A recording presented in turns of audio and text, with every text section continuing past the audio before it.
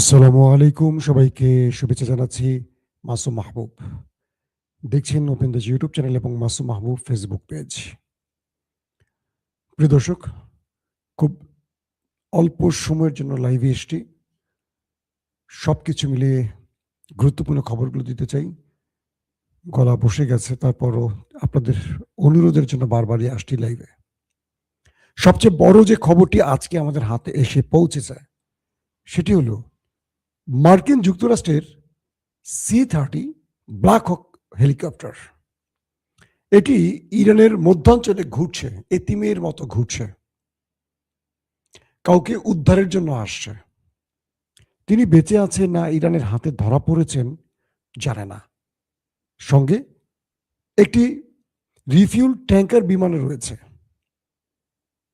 আমেরিকার মতো দেশ ইরানে ঢুকে কাউকে খুঁজছে। কে সে? বলবো আজকের লাইভে। মার্কিন যুক্তরাষ্ট্রের অহংকার F-35 যুদ্ধ বিমান, আরেকটি ভূপাতিত। ট্রাম্পের কপালে ভাঁজ পড়ে গেছে যে ইরানের কাছে কোন প্রতিরক্ষা ব্যবস্থা আসলো যে একদিনই দুটো বিমান উপরে চলে গেল। শুধু একটি নয়, দুটো গেছে আজকে। পাশাপাশি এবার আমেরিকার অনেক গোপন তথ্য ইরানের হাতে আসতে যাচ্ছে এমন আশঙ্কার খবরও উঠে আসছে বিভিন্ন মাধ্যমে। পাশাপাশি ইরান 8টি দেশের হিট লিস্ট ঘোষণা করেছে, তাদের মধ্যে কারা আছে। এছাড়া আরো কিছু খবর দেওয়ার চেষ্টা করব সব মিলে। আপনারা শুনতে এবং দেখতে পাচ্ছেন সাউন্ডের কম ছাড়া, মানে সাউন্ড মোটামুটি ঠিক আছে কিনা আমি চেষ্টা করছি। এই সপ্তাহের মধ্যে একটু আপডেট করব। আমার টেকনিক্যাল টিমকে দিয়ে স্টুডিওর মধ্যে আরো কিছু পরিবর্তন করতে হবে। একাধিক মাইক্রোফোন ব্যবহার করছি, কিন্তু লাইভের একটা প্রবলেম হয়। আমি জানি না আমার এই রুমটির মধ্যে হয় কোনো ইকো প্রবলেম হচ্ছে নাকি, আমি নিজেও জানি না। তারপরও আমি চেষ্টা চালিয়ে যাচ্ছি। প্রতিদিন ভিন্ন ভিন্ন মাইক্রোফোন চেঞ্জ করছি, তারপরও আপনাদের অভিযোগ পাচ্ছি। আবার অনেকে ঠিক মতো শুনছেন, আবার কেউ কম শুনছেন। আমার মনে হয় মোবাইলই পরিবর্তন করতে হয় কিনা শেষ পর্যন্ত আপনাদের। দর্শক, মার্কিন যুক্তরাষ্ট্রের F-35, পৃথিবীর বহু দেশ আমেরিকাকে টাকা দিয়ে বসে আছে যে আমেরিকা একটা 35 দাও না, আমাদের একটা দাও। পৃথিবীর সবচেয়ে ভয়ঙ্কর যুদ্ধ বিমান 35। তুরস্ক টাকা দিয়েছিল, তুরস্ককে দেয় নাই, কারণ তুরস্কের মানে জো বাইডেন তুরস্কের সাথে এরদোয়ানের সাথে একটু কি বলবো হাইড এন্ড সিক খেলেছে। পরে তুরস্ক বলছে ঠিক আছে 35 যদি না দাও F-16 দাও। সৌদি আরব টাকা দিয়ে বসে আছে, আরব আমিরাত টাকা দিয়ে বসে আসে, এরকম দিয়েছে সবার আগে একটি দেশকে, তার নাম হলো ইসরায়েল। ইসরায়েল কিন্তু ইরানের বিরুদ্ধে 35 ব্যবহার করছে এই যুদ্ধে। গত 11 মার্চ, যদি তারিখটা ভুল না করি, ইরান দাবি করেছিল তারা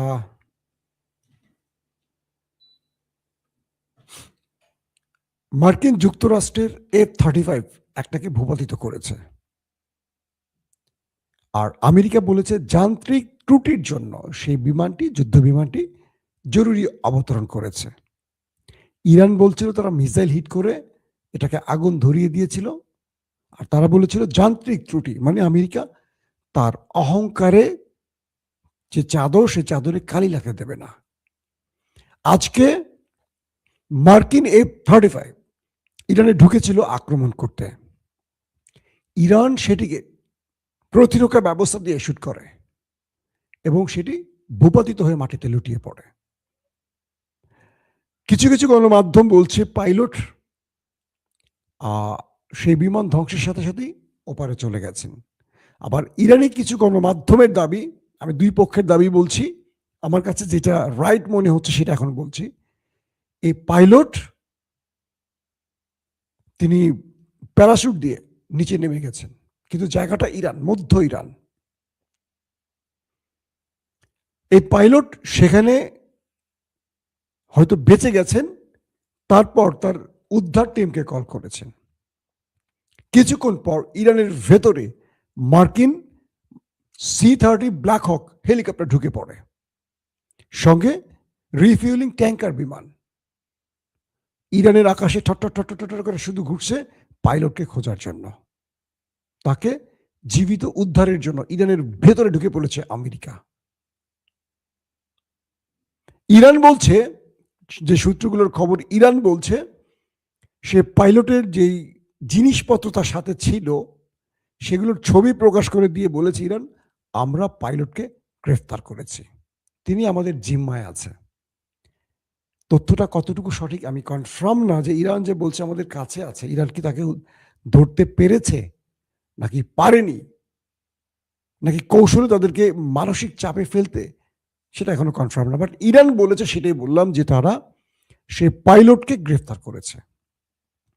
ধরে নিলাম ইরানের দাবিটি সত্য, যদি সেই F-35 যেটা ভূপাতিত হয়েছে তার পাইলটকে ইরান গ্রেফতার করে, তাহলে কয়টা ফ্রন্ট খুলবে এটা একটু বিশ্লেষণ করা দরকার। এক, এতদিন ধরে গালফ কান্ট্রিগুলো বলতো যে তারা ইরানে আক্রমণে তাদের ভূমি বা আকাশ ব্যবহার করতে দিচ্ছে না। সব গালফ কান্ট্রির অভিযোগ, ইরান যখন বলছে যে এখান থেকে আক্রমণ হচ্ছে, তারা অস্বীকার করছে। এখন এই পাইলটকে ইরান ধরে ফেললে তার কাছ থেকে জানা যাবে, এক, তিনি কোন দেশ থেকে ফ্লাই করেছেন, অর্থাৎ আরবের কোন দেশের কোন বেজ ব্যবহার করে ইরানে আক্রমণ করেছেন, নাম্বার ওয়ান।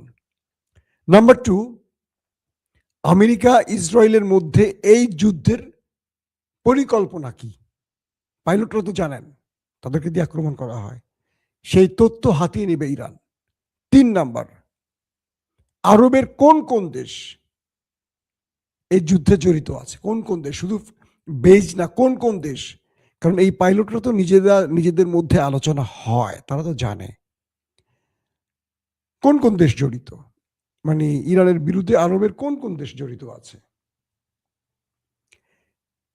এখন এই বিষয়টি এমন ভাবে তৈরি হয়েছে যে আমেরিকার এই যুদ্ধের কৌশলের অনেক গোপন ভয়ঙ্কর নথি এখন পেয়ে যাবে ইরান।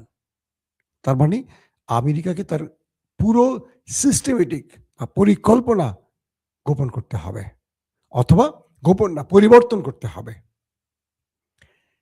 একটি বিমানের পাইলটকে দিয়ে ইরান অনেক কিছু জেনে যাবে, শুধু জানবে না, তাকে দিয়ে অনেক, মানে সে এখন ইরানের জন্য একটা ট্রফি। এই লোককে দিয়ে ইরান অনেক কিছু করবে, অনেক কিছু করবে। মৃত যুদ্ধে মৃত সেনার চেয়ে জীবিত সেনার মূল্য অনেক বেশি।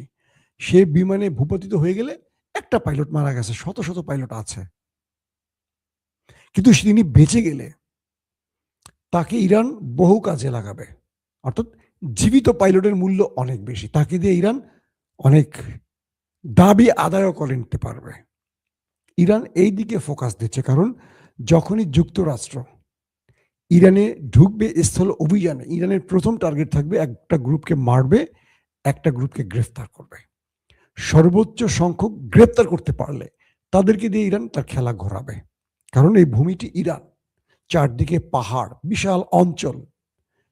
এরা যখন ঢুকবে, ম্যাপ দেখে দেখে যুদ্ধে সবকিছু তো একটা ম্যাপের মতো পরিষ্কার হবে না।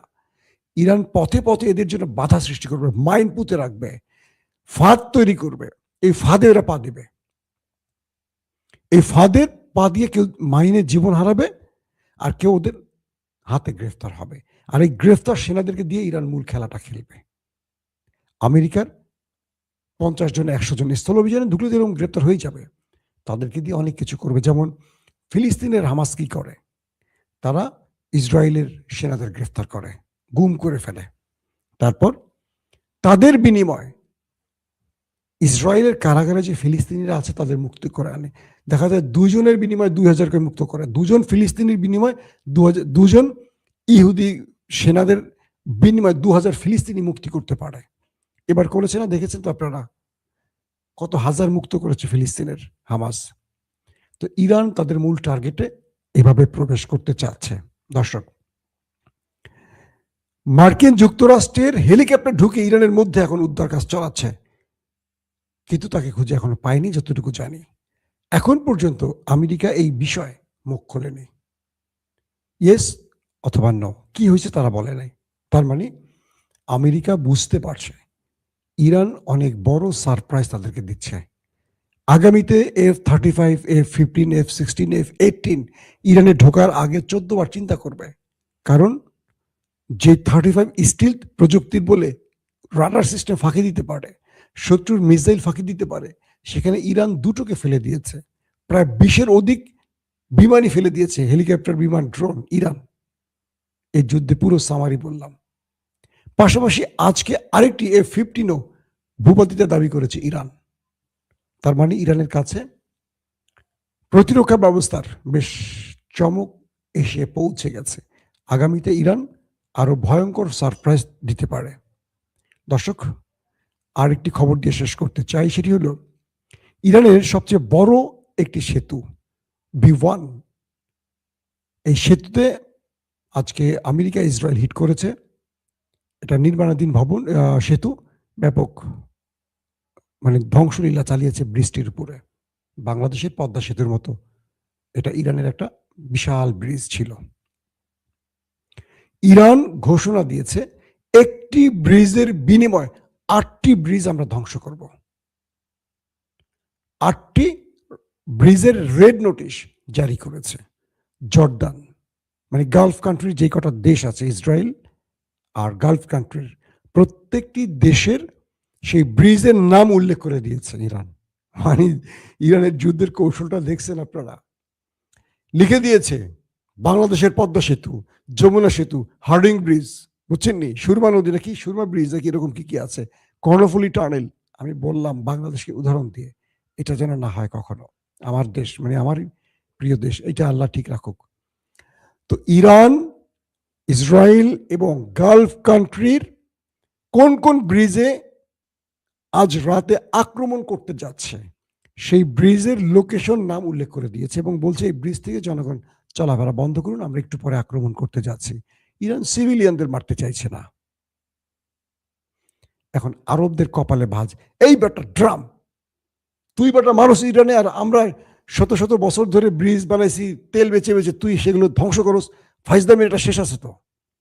ট্রাম্প বেটা পুরা গেছে আউলা জাউলা হয়ে, কি করছে কি বলছে সে জানে না। কারণ আজকে জানেন আপনারা যারা আগের লাইভগুলো দেখেছেন, সেনা প্রধান সহ 12 জন টপ জেনারেলকে বহিষ্কার করে দিয়েছে ইরান, কি বলে ট্রাম্প সাহেব, মার্কিন যুক্তরাষ্ট্রে। সেনা প্রধান সহ যুদ্ধকালীন মানে যুদ্ধ চলাকালীন সময়ের মধ্যে 12 জন টপ জেনারেলকে বহিষ্কার করেছে। FBI প্রধানকে বহিষ্কার করা হচ্ছে বলে শোনা যাচ্ছে, অ্যাটর্নি জেনারেলকে বহিষ্কার করা হয়েছে। বুঝতে পারছেন ট্রাম্প কোন লেভেলে চলে গেছে। দর্শক, আর কথা বলতে কষ্ট হচ্ছে, আজকের মতো বিদায় নিচ্ছি। সবাই ভালো থাকবেন, আল্লাহ হাফেজ।